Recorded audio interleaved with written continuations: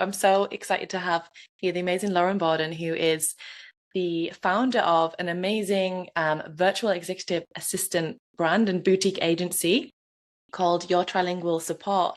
And Lauren, we met through mutual friends, mutual connections, because we're in the same industry. So like the virtual assistant, executive assistant industry, and there's lots of similarities and also some differences. So we really wanted to this hour to be a place where we could talk about both industries, how we've grown our businesses, the challenges, the great things, how you can get into virtual executive assisting, and also inspire anyone else who is kind of on the crossroads or thinking about one route or the other. Yeah. So I'm sure this will be very insightful. And yeah, I'm excited to hand it over to Lauren. So I'd love you to introduce a little bit about yourself, what you're doing here in Barcelona, like your journey of the past few years, and what's brought you to creating Your Trilingual Support. So yeah, lovely to be here. Where do I start? Well, I think I always had a passion for languages, and that's what led me to study French and Spanish at university some 20 years ago. And on the back of that, I lived in France, I lived in Spain after studying my degree in Manchester. And then I had a great opportunity to move down to London and work as a translator for Interpol and the Serious Organised Crime Agency. And had a fantastic 5 years there, using my languages and working as a translator. And I think, I would say that is what helped me transition into the executive assistant space from there. So after 5 fantastic years working as a translator, I then could see that there were lots of opportunities in London, Mayfair, City of London, working as an executive assistant, a bilingual executive assistant to executives, family offices, high net worth individuals that were either from London or relocating to London from Paris, Monaco, New York. And I branched into working as a bilingual executive assistant, firstly for a Monegasque family office and high net worth individual. And then following that, I worked as a bilingual executive assistant and office manager for a Parisian hedge fund, both in Mayfair. And that is my background before I then went on to create my business, Your Trilingual Support, some 3 years ago, 4 years ago. It sounds like pretty glitzy from the outside, but I imagine that to work with like high net worth individuals and C-suite executives, that's like something pretty hard. And also just talking about C-suite executives, because I just had to ask ChatGPT to explain more about it. So if anyone who's watching the replay, what is a C-suite executive? So C-suite could be your CEO, so the chief executive officer. It could be the CFO, chief financial officer, CMO, chief marketing officer. So it's kind of the very top end of the business. And they generally will need, especially the CEO, will need executive assistant support. So you're working with the big bosses who really are kind of overseeing like potentially multiple brands, multiple businesses, lots of maybe their own properties, lots of their own different things in their lives as well. So they're wanting someone to work with someone who is trained and skilled and is able to handle lots of different things at any one time. And what's your experience of that, of working with in a busy, bustling, hectic environment? It's demanding. It can be very, very demanding. You definitely need to be someone who can multitask, prioritize well, and not just deliver, but thrive under pressure. And also have quite a thick skin as well, because there are times where it can be super stressful, because the role of a CEO is super stressful. And especially if you're working within a hedge fund, it could be quite, it's intense. It's intense at times. So there's lots of hard and soft skills that definitely come into play there. And in terms of then transitioning, like what was the decision for you to transition from working in London, in Mayfair, to then moving and setting up your own boutique agency? Yeah, I think from such a young age, I always knew I wanted to relocate and set up home on mainland Europe. So whether that was France or Spain, I didn't know where and I didn't know when, but I always knew at some point that was my heart's desire. So I think when I met my now husband, we both wanted the same thing. So it just became even more, that passion and desire became even more intensified. So in the end, we decided on Spain. But prior to that, I was looking for an executive assistant role in France and Spain for a while. And I think after 5 years working within a Parisian hedge fund, I really fancied to live a bit of Spain and enjoy the Latino side and the Spanish side of things and the Spanish language. So I decided on Spain, but I wasn't really finding any kick-ass executive assistant roles here like I had in London. So that's why I decided to set up on my own. I thought, okay, if I can't find my client, if I can't find the job I'm looking for, I don't want to take a step back in my career. I'm going to just go for it, do what I did in London, but as a solopreneur, and I'll find my own clients. So that's how it started. I love that. It's very bold to take your experience and set up your own thing, your own business. But also everyone watching here, I know, is in a similar position where they are either considering their next steps into how to make virtual assisting or executive assisting their full-time career, or maybe they're transitioning from a job right now, but it's if you want more freedom and flexibility, exactly. I think this lifestyle, these career choices can do that for you. And I think also we want to tell you here that it's not all easy and it takes a lot of work and growth. And I know you're going to tell us about how your life has transitioned in the last 18 months as well, and lots of work that's gone in behind the scenes, but ultimately it's been the vision of creating the life that you want. And like you say, more Latino, like the Spanish lifestyle, and especially with your trilingual skills, that's like so enabled you to move anywhere and live now in Spain. Exactly. I mean, I'm here, I still can't speak the language. And I'm trying, poco. Yeah, exactly. Poco. But so I'm curious, in terms of the difference between a virtual assistant and an executive assistant, I think that it would be good for us just to explain to everyone listening what the difference is, and also what different skill set you might need for each industry. So do you want to start with I can definitely cover what I consider an executive assistant to be and a virtual executive assistant. So basically a virtual executive assistant is an executive assistant who's working virtually, and that's what we do, that's what I do, and that's what my team does. And it's what I did when I worked in-house in London. And for me, an executive assistant is working within a corporate environment, supporting an executive, working at CEO level, is proactive, strategic, the right-hand person to the CEO, preempting what is required within the business, what's required for the CEO, identifying areas where policies and procedures need to be implemented to ensure the business and office space is working seamlessly. It's being able to prioritize like an absolute demon, multitask like an absolute demon, and be able to thrive and deliver in a demanding, fast-paced environment, being able to prioritize according to what the CEO needs and what the business needs, and basically being there at times at a drop of a hat to be able to deliver what is needed, even sometimes out of hours, because your CEO is traveling from such a place to such a place, something's gone wrong, the logistics have turned into a nightmare, and there's a fire there that needs to be put out. And it's also managing relationships and managing emotions, managing across, managing stakeholders, and at times managing upwards. That is what I would say. That's what a good executive assistant is for me. So you have to have good communications, like great communication skills, great multitasking skills, project management, like also decision making, because ultimately I imagine it sounds like you're having to make the decision on behalf of the executive a lot of the times as well.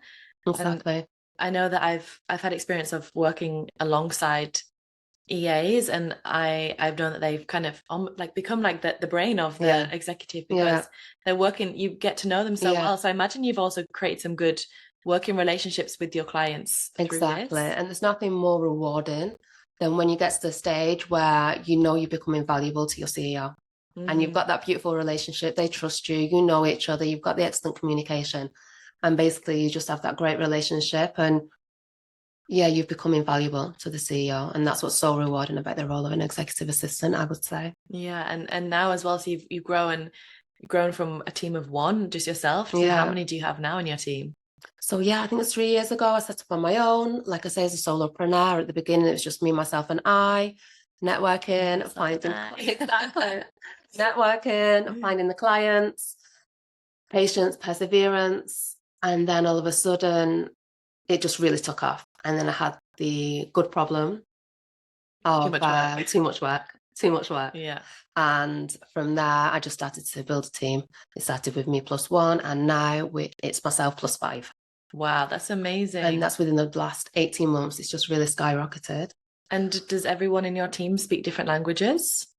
Yeah, we do. Half of the team is English only, and half of the team is English plus other Okay. languages. So it could be English plus French and Italian, English plus French, and then myself, I'm English, French, Spanish. Amazing. Wow.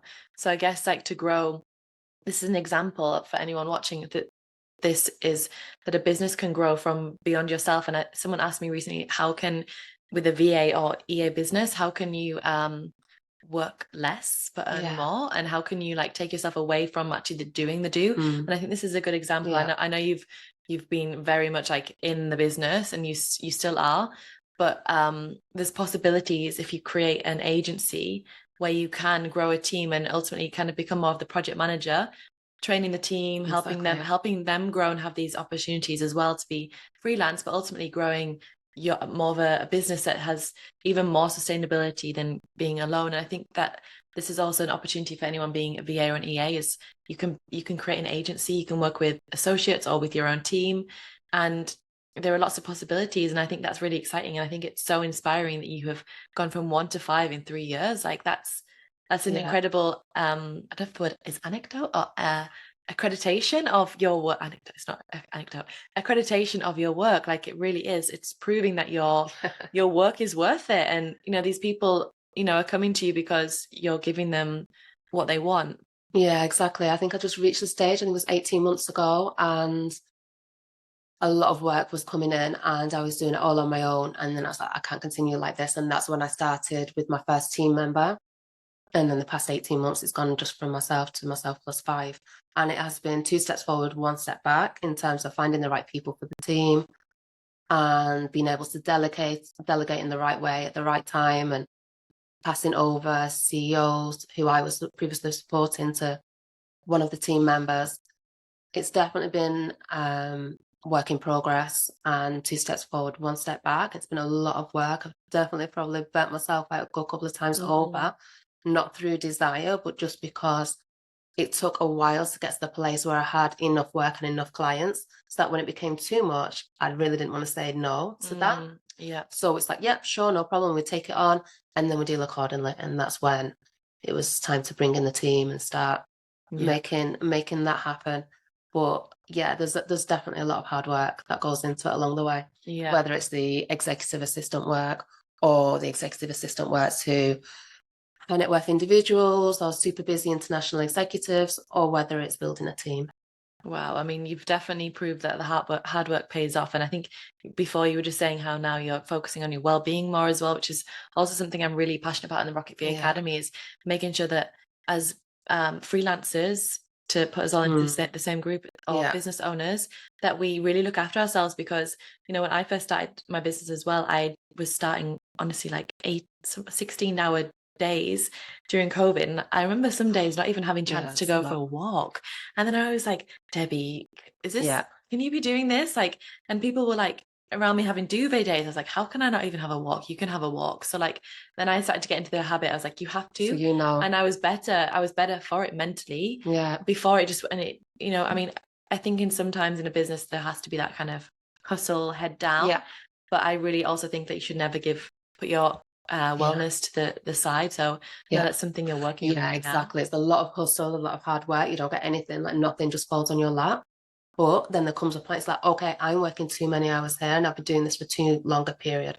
How am I going to fix this? And Yeah. what changes am I going to bring in? Yeah, definitely. So you worked 16 hours, 16-hour days then Yeah, in the when I beginning. first started in that first, I would say honestly, in the last 2 years is when I've just finally got into a flow and been able to like take a little step back in terms of working crazy hours with clients. But like when I was first starting, because I wanted to know everything, like Yeah. so like, and that's why I created the VA Academy, because I'd learned so much in those times. I literally did like all of the £10 an hour customer service jobs. I did like these random tech jobs. I did all Wow. of these jobs because I didn't know the way of virtual assisting. I was like learning as I went. I didn't realize that I could charge £25 an Yeah. hour and go and do some copywriting or go and do some email marketing for someone. I was just kind of falling into it and Yeah. just had no one to ask. And then all of these like the results and the work that I did is why I create the academy, because I don't want anyone else to have to do that and like to sit there for like, in 3 hours I earn maybe £30, and now I could earn that in 1 hour, and more as an OBM. And it's like, this is why.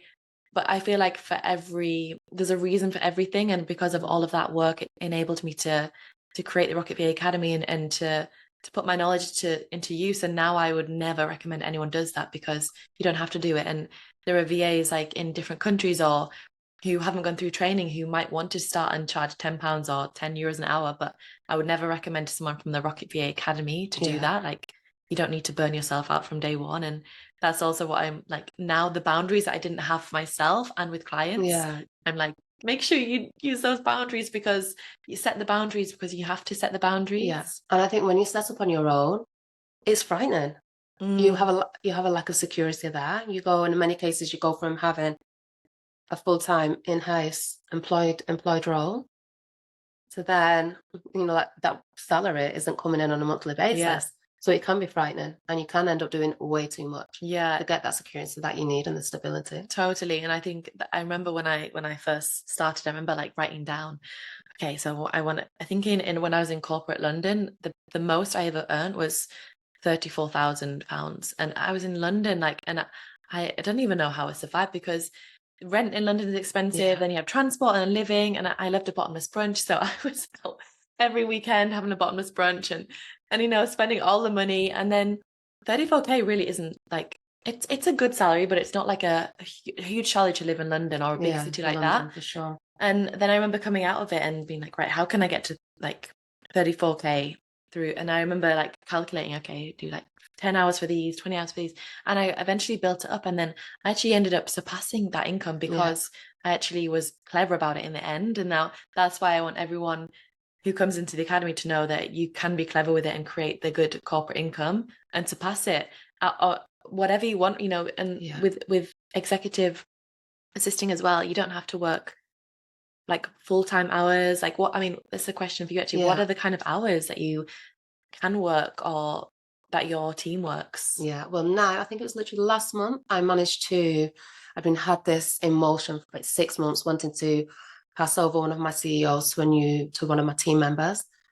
So kind of like take that off my plate and transition it over to one of the team. And that was a long time coming in order to make that happen. And managed to make that happen as of last month. So now I've got 42 hours back for myself, because my team is supporting the CEO for 42 hours per month. And it's fantastic. And first and foremost, I'm just allowing myself to breathe and get grounded again after being on a hamster wheel for so long. And now that summer's here, it's like Friday 12, I'm logging off and I'm going to the beach. Go to the beach. Finally, start to live my life a little bit more and do what I'm here for. And that beautiful European Mediterranean lifestyle. Yeah. So now I pretty much work all day, Monday to Thursday, work Friday morning, and then Friday I'm out. That's cool. That's like, and do you want to go to lower hours? Like, what is your vision with your hours? Well, no, I'm just going to allow myself to have. So I'm still kind of executive assistant. Well, I'm still providing executive assistant support for one CEO, and I'm business development, and then I'm Friday afternoons off. And I think I'm just going to enjoy the summer first and foremost. Yeah. And then as for September, I'll be very much business development. Yeah, and I think that's also something I'm noticing, that sometimes, especially in Spain, like it quietens down in general. And if I have clients in Europe, I notice that they kind of go a bit quiet during especially August. I mean, if you live in Spain, you know that like nothing happens in August. No businesses move, nothing.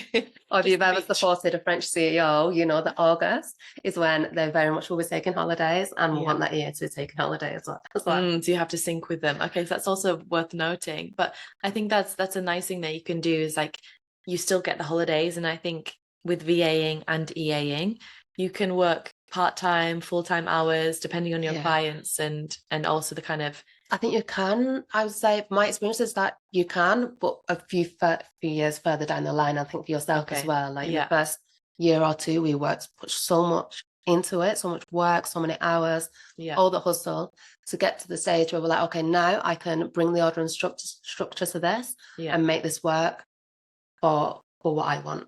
This brings me to a point actually about the difference between virtual assisting and executive assisting. And so executive assisting, thank you for sharing. And like, the kind of clients you work with, the tasks you do. So virtual assisting is different in the way that it can be a bit more flexible by the sounds of it, especially because, for example, a client might hire someone for like 10 hours a month, or even anywhere from 10 to 80 hours a month. It really depends. Doing a variety of different tasks. So anything from like admin to marketing to like general business management. And a virtual assistant could work with multiple clients at one time, because they might not need the skills to be specific in a certain industry. Whereas and correct me if I'm wrong, an executive assistant is more maybe needing to have more experience or understanding of the industry that they're working within. Yeah, I think it's the standard difference for me is very much corporate, and that's super fast-paced turnaround. Yep. And very much like a strategic right-hand person, and at times managing emotions, managing sideways, managing upwards. Yeah, and I think the virtual assistant can be working with like entrepreneurs, creatives across so many different industries, and they can choose to niche with, say, coaches or wellness influencers or brands, or do things like e-commerce clients. So there's so many different tasks that are so many different industries and clients and tasks that a virtual assistant can work across. And I think that's how I would say that if you want to be a VA, that at the starting point, a lot of people are coming maybe have children or wanting to travel or wanting some more freedom in their life. Then at these stages, especially, there's flexibility, because depending on the income that you want to grow, to create, then you can start from like 20 hours a week if you want to. Or I know some of the VAs in our academy are also working alongside full-time jobs and building their careers with that as well. But I think there's differences and similarities in both, for sure. And I'm sure that it just depends like which client you get, and maybe if they are working with a client who is like less hectic is the word, less demanding. Maybe there's like less hours needed there, and they can have more flexibility in that role. And with the VAs, like I think when you start with the client as well, maybe the hours are small, but the hours can grow. For example, when I first worked with my first client, I was her customer happiness manager, and I was hired for, I think it was like 20 hours a month. And by 18 months, I was doing like 80 hours. Yeah. And I also got a second title, like her VIP client manager. So I was doing a couple of things. And with that, my hourly rate went up. So I think as well, there's so many opportunities with both industries to grow and learn and expand. And that also comes on. Sorry, you go. No, I was just going to say you became invaluable to that client. Yeah. And this is also what is really nice about both career choices, I think, and what you briefly touched on as well, is that you get to really grow and understand someone and create good relationships, and to feel like you're invaluable and you're making a difference. And when I was in my corporate career, I really didn't feel like I was making a difference to this. Like, I was working in private members clubs, I didn't feel like I was making a difference. But now in the work that I do, getting nice testimonials from clients, seeing their courses launch and, selling the spaces out, and then they're helping people. And it's like this ripple effect that kind of, you just feel like you're contributing in a good way, and getting paid for it. Yeah. And you can niche, you can choose what kind of environment you want to work in and what kind of clients you want to work with. So for me, my background was very much family office, high net worth individuals, hedge funds, corporate, very much executive assistant. So that's what I brought to the table with my business. But, there's so many opportunities like that. And so for anyone who was thinking about becoming a virtual executive assistant, what kind of skills do they need, and what kind of person would you be looking for? Say, for example, if you were to hire into your team. For me, what is on your generally right now on my checklist is generally I tend to go for someone who has worked in-house at corporate CEO level. In addition to that, it's about character and personality as well, and also values. And I'm really quite picky as well who I bring into the team, just because that's my name and that's my business, and they're my clients, and it means a lot. So we take great care with that. And in terms of executive assistant, I mean, I don't know, like I would always recommend if somebody did want to. I think what helped me getting into the executive assistant space was that I had the Interpol background. So that helped me transition really nicely into working with family offices and high net worth individuals, because what they look for more than anything is a trusted person operating with integrity. And also the international execs who move over from Paris or Monaco, the bilingual aspect is essential for them. Because I had that from my degree and from working at Interpol, I mean, nothing says more tried and tested and trusted than someone who's come from that background. So I think that was a really nice, that opened the door for me to get into the high net worth individual and family office space. Wow, it sounds like it's like a great place to work, because you're also building relationships with these like people of influence and supporting them in big missions, imagine, in their businesses. Yeah, and that's where my EA career started. And admittedly, I started off being the executive assistant. And when she went off on maternity leave, then I was the executive assistant. And then it grew and grew and grew from there. So everyone has to start somewhere, and this is true. And I think this is the thing as well. Everyone has to start somewhere, and it like you can't. Everyone can come from a different background, but ultimately they need to have some kind of organization, trustworthy communication, all of these skills. And I think you mentioned there as well, trust is such a huge thing. Yeah, trust, integrity, efficiency, reliability, being able to multitask, being able to deal with, tight deadlines, quick turnaround, and being able to deliver tenfold in those situations. Definitely. And I think that's what will make you invaluable to the execs that you're supporting. And I think those are all kind of like transferable skills in both industries as well. Like a lot of clients that you're working with as VAs as well, if you're a VA, want people who are trustworthy, good at communication, good at multitasking, good at project management, like handling different things and also delivering and turning around things on time and deadline, because ultimately we are our own bosses now, and we have to show up for ourselves and for our clients. And if we don't, then we don't get paid. And that's kind of how it works. And but as you create these good relationships with your clients, you get opportunities to not only showcase your skills, help them, but also be referred to other people. And that's, I think, referral, word of mouth is a really great way that I found business. Like for you, it sounds like also word of mouth has been a big way that you got business. Yeah, and then former colleagues from the hedge fund days. Yeah, that's been valuable. So I wanted to also really ask about what we think, and for a question for both of us, like what do we think is the scope of the virtual executive assistant industry and the VA industry in these next 3 to 5 years? Like, what do we think that people who want to get into these industries need to look out for? What kind of things, like how is it going to evolve? I don't know if you have any insider knowledge right now that you're like, this is going to happen. Or I've been thinking about that recently, especially with AI. With AI coming in, the big AI within within many industries. And I think in terms of the executive assistant world, I think it's not going to go anywhere. I can't see it going anywhere, to be honest. I mean, when computers arrived back in the day, EAs used to exist and secretaries and assistants used to exist back in the day before the computer. And the computer arrived, and the industry's still here, the profession's still here. It just keeps getting bigger and even more important. So even with AI, I can't see the EA profession going anywhere at all. If anything, we'll just, like we use the computer in our everyday work and Slack or whatever it might be, we use that as part of our work. We'll probably use, we'll use AI 100% as part of our work. 100% agree. And I think AI can feel like a scary and exciting concept at the same time, but I think there are so many opportunities, and I know there are so many opportunities for both industries to work with AI, and rather than seeing it like AI against us, it's like AI with us, and like how can we utilize AI to become even more efficient, even more invaluable to our clients? And there are so many ways it can make us more. We can use like systems, automations.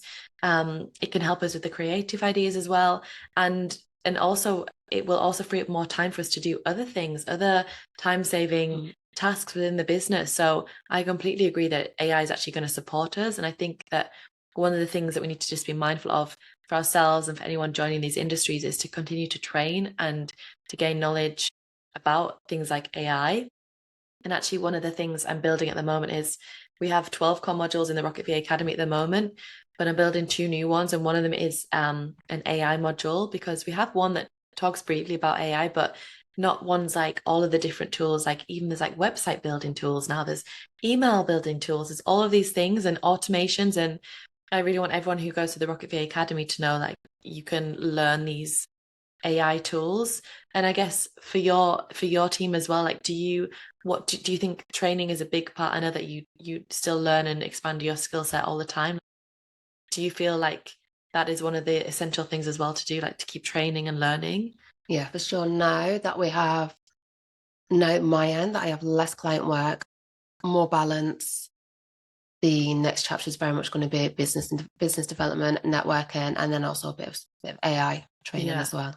And that's also like exciting, I think, the training side of it, because I used to think of like, oh, back to school, like more training. But actually, like if you don't train, like you don't know how much you can learn and add, and all these new skills. And I think anyone becoming a virtual executive assistant or virtual assistant is going to learn so many skills through this industry, so much knowledge, and they can take on new jobs, take on new clients. And also if they continue to learn and grow, then it's only going to be better, because they're going to continue to be invaluable for their clients, and their clients will want to keep working with them. I mean, technology is not going anywhere, is it? No, and it's something really fun as well, I think, that we can embrace. So I think I agree. I think AI is one of the ways it's going to really change. And I think also from my perspective, I feel like after COVID, because we became so like insular and working so at home, it was so good in one way, because it opened up the possibility for remote work. And I think this has like really helped expand the opportunities that we have now with clients. But also it kind of hindered the in-person networking, the side of it. And since the last couple of years, especially since COVID, like, you know, I've been able to like fly to meet my clients, help them run events, like do things with them in person. And it's been so good to have the balance of both, and also networking in person. And we kind of met through like friends of friends, like networking as well. And we've been to events together. So I'm really loving that. And I think that the future will be a hybrid of like the remote and also the in person, which is a nice thing for this industry. Yeah, exactly. I think the pandemic definitely gave a boost to the VA and the virtual EA world for sure. Yeah. And the CEOs got to see that actually they didn't need an EA to be sat beside them in the office all day, every day. Yeah. I think it's actually even better for clients and for us to not be working side by side. Well, they save a lot of money. The client saves a lot of money, really, because they're not, they're not paying holiday leave. They're not paying for an office space. Yeah. There's so many benefits of being a virtual executive assistant or a virtual assistant, and also for the clients. And this is one of the things, if they're hiring someone like us, you don't have to pay someone full-time hours or like a full-time employee. So basically the client and the company can choose the number of hours that works best for them. And then the example of a startup where it's a roller coaster ride for a good few years at the beginning, and they don't really know whether they're coming and going. They can just have that flexibility and choose the number of hours that works best for them. And with 4 weeks notice, they can decrease, increase accordingly. I think it's a great opportunity for both client and for us as well. And so for anyone who is thinking about becoming a virtual executive assistant or starting their own business, what word of advice would you say to them, or how would you say to get started? Well, patience and perseverance for sure, and networking. Network, and show up. So that's the networking events on the platforms, and just shout about your business from the rooftop. And did you do any like personal development to feel like confident to go out there and pitch your business and to just networking? Learn as I've gone along. Very much just, and just put like one foot in front of the next and get yourself out there.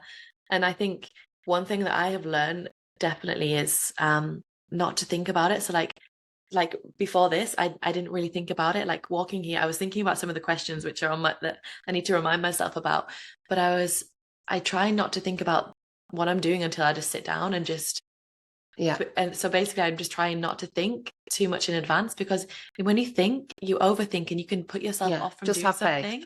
Just have faith, come together and trust. And if it doesn't go to plan, well, there's a learning or a blessing in that situation. And also we're humans, like we're not robots, and this is why also like humans are better over AI because we are humans and we have that human input, and we have like emotions, and that's nothing can replace that. And maybe that means there's a couple of mistakes here and there, but we can always learn from those mistakes. But machine can also make mistakes as well. And the thing is, there's no replacing the human touch, the ability to be proactive, to preempt, to read a room, to read a CEO, to read a potential kind of tricky relationship, or put out a fire, or to, sense the situation and brief the CEO on a potential situation to kind of prevent a problem occurring. The machine, the AI cannot do a lot of things that the AI can do. Exactly. So, and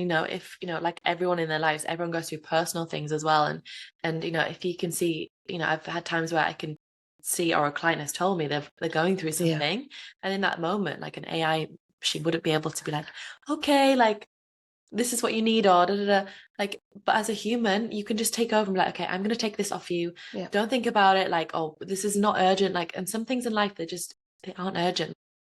Unless things are life or death, then it's not urgent. But obviously the other you'd probably like it's definitely like that. But I'm like, do you know what, guys?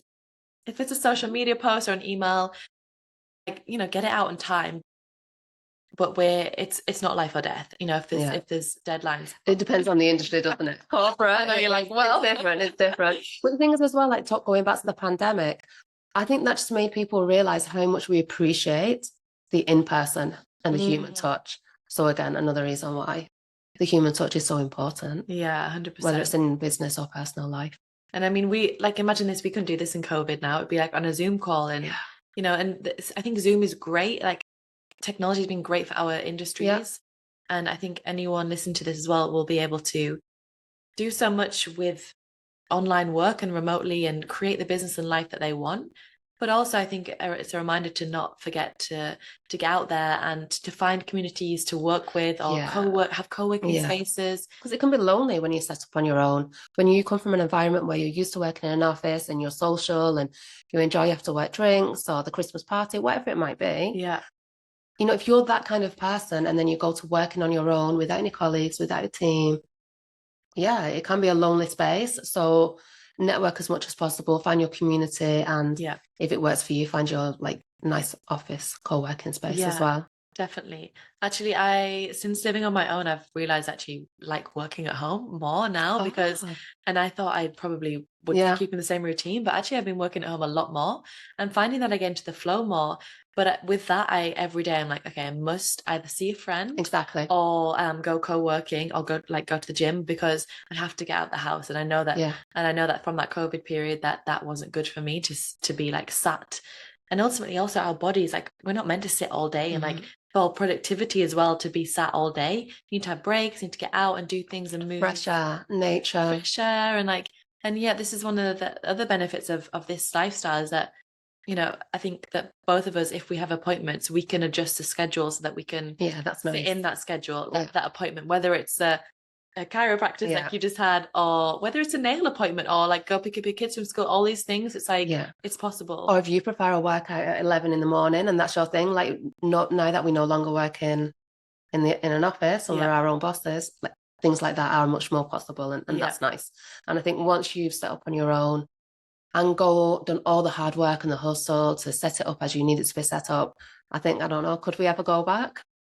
No, I was thinking that this week. Is like, could you imagine ever going back, Debbie, to a 9 till 5? And I think it took me about 3 years to train myself out of the mindset of feeling guilty for not being at my desk at 9 a.m. It's like, oh my God, it's 9. Should be at my desk. But now I actually, honestly, I struggle to get to the desk for 9. Like, and I realized actually my routine is, I love starting work around 10:30. I love the gym in the morning. Like, I love that way. And living in Spain, you work like, I think nothing of work until 7, 8 sometimes, because that's just, it's normal to eat dinner at 9 here and see your friends at 8, 9. So start the day later and finish the day later. So I think it depends also where you live. And I know some people like to get up early, and this is also a benefit of working with clients in different time zones. If you have clients in different time zones, you can work different hours to the norm. but it does give you a lot of flexibility. And actually, that's the question. It's like, how for you, how it has this career changed your life, or setting up the business changed your I life? think I'm starting to see that now. I think until recently, I would say I might as well just been working in London still. The amount of, I was working Monday to Friday, 9 till 6, with a lot of extra pressure, or a different kind of pressure, or more, I'd say more insecurity really, or what felt like more insecurity to me. And now I'm starting to see the benefits of it, where I can be off most of Friday and start my weekend early and go to the beach, where I can be earning money without even working now that I have an agency. Love And that. the Yeah. semi-passive income comes in. So now I'm definitely starting to see the benefits. Yeah. And I think also this is a really good example of how when you start something, maybe you want to be, you have the vision, but with anything, it can take time to build something. For And sure. I think that's all a piece of advice I would say to anyone watching as well, is that if you have the vision, like even if it might take you 2 months, or it might take you 2 years, or it might take you 5 years, but never give up, because you will get there. Yeah. And it's all of the hard work is worth it. And the people who give up and go back to the safety of a full-time job, they're not letting themselves experience the full growth that you go through, not only in your business but also as a person, to take yourself to where you want to be. And the journey can be like this, like, you know, like you said, you work super hard, but like now you're seeing all of that hard work pay off, and now you're creating that life, and it can only just expand and from this as you grow. And I think that's really exciting. So I think my word of advice for anyone is just to never give up, to put the work in, and not and understand that it will get you to where you want to be.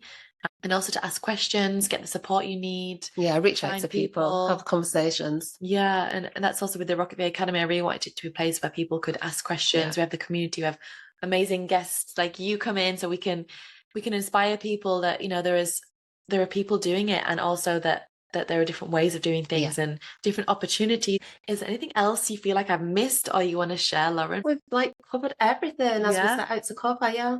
Okay, amazing. Well, thank you. I've like loved asking you the questions. I think it's been really great to hear your story, and I think it's very inspirational for anyone to see that you can set up an amazing business and create the life that you want to do. And you've taken big brave steps to get there, and that's what it takes, but you're doing it. So if you can do it, anyone can. It's true. It just requires a lot of patience and perseverance and faith, but you do get there. We all get there in the end.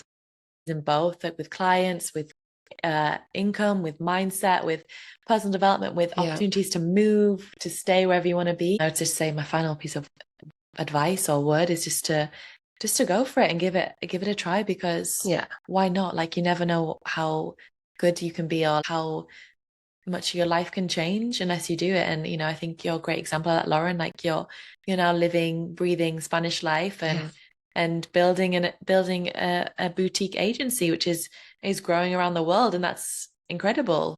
Incredible. So I hope that you're proud of yourself. Thank you very much. And I think it's great also to be surrounded by inspirational people, and I think that's also part of the community part as well. So I think wherever stage of the VA or EA stage you're in, is to find a group of people that really inspire you and keep you motivated. And take some time to celebrate your wins as well along the way, because we've worked hard enough to get to where we've got to. So I'm into that. Take some time to celebrate along the way. Yes, I agree. We should probably go for a car after this. So we're going to share this in the Academy and also on YouTube. And if anyone wants to come back to us, I'll put our details at the bottom. But Lauren, high five to this freelance life, and time for a carver. Thank you guys.